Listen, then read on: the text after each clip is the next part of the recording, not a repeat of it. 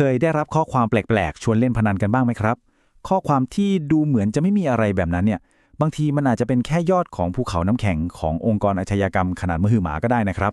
วันนี้เราจะมาค่อยๆแกะรอยเรื่องราวกันว่าจากข้อความสั้นๆแค่ข้อความเดียวมันนำไปสู่การทลายเครือข่ายพนันที่มีเงินหมุนเวียนสูงถึง 2,000 ล้านบาทได้ยังไงเอาละครับเดี๋ยวเราจะมาเจาะลึกเรื่องนี้กันไปทีละขั้นเลยนะครับเราจะเริ่มจากข้อความลึกลับที่หลายคนอาจจะคุ้นๆกันดี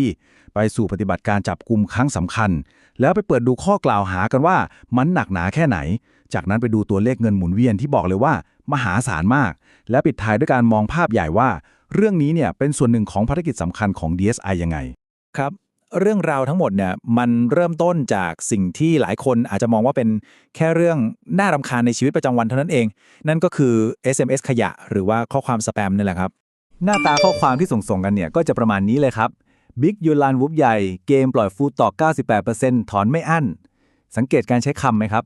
มันจะดูแปลกๆจงใจให้เราอ่านผิดอ่านถูกแต่ในขณะเดียวกันก็ดึงดูดด้วยข้อเสนอที่มันดูน่าสนใจมากๆนี่แหละครับคือกลยุทธ์คลาสสิกเลยที่เครือข่ายพวกนี้ใช้ล่อให้คนกดลิงก์เข้าไปคำถามสำคัญก็คือ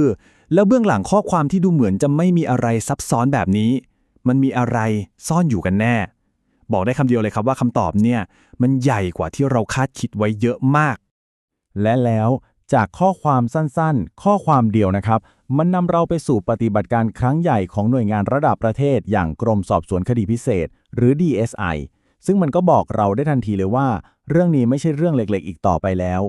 และนี่คือความคืบหน้าครั้งสำคัญเลยครับ DSI ได้เข้าจับกุมผู้ต้องหาคนสำคัญได้ถึง2คนซึ่งเชื่อว่าเป็นนายทุนหลักที่อยู่เบื้องหลังเครือข่ายพนันออนไลน์ขนาดใหญ่ที่ใช้ชื่อว่าเครือข่ายแม่มน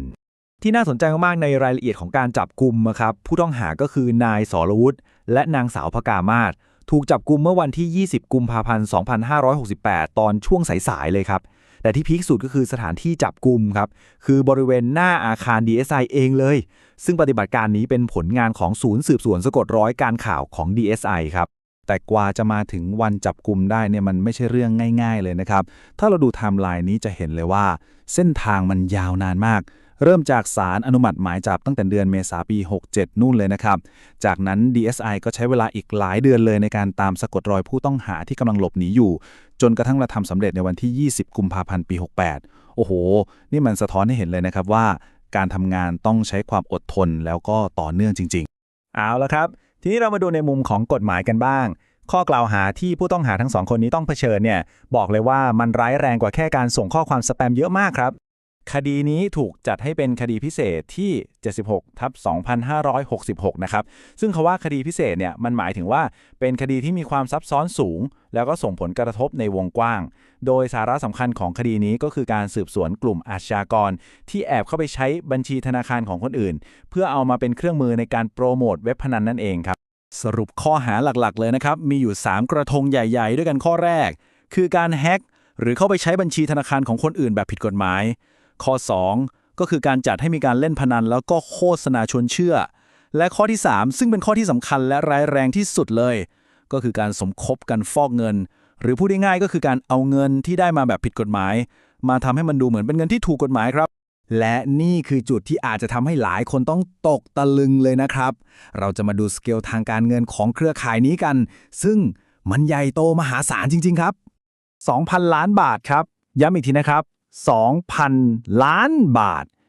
แล้วนี่ไม่ใช่กำไรนะครับแต่มันคือเงินทุนหมุนเวียน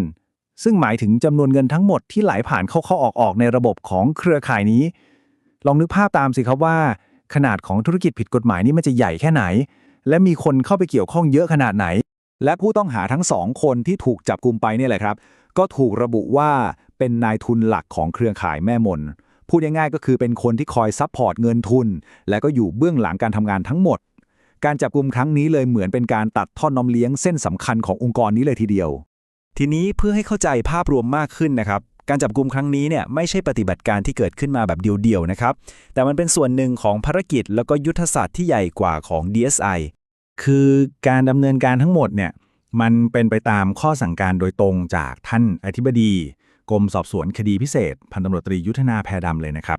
ที่เน้นย้ำให้หน่วยงานต่างๆเร่งติดตามจับกลุ่มผู้ต้องหาตามหมายจับในคดีพิเศษให้ได้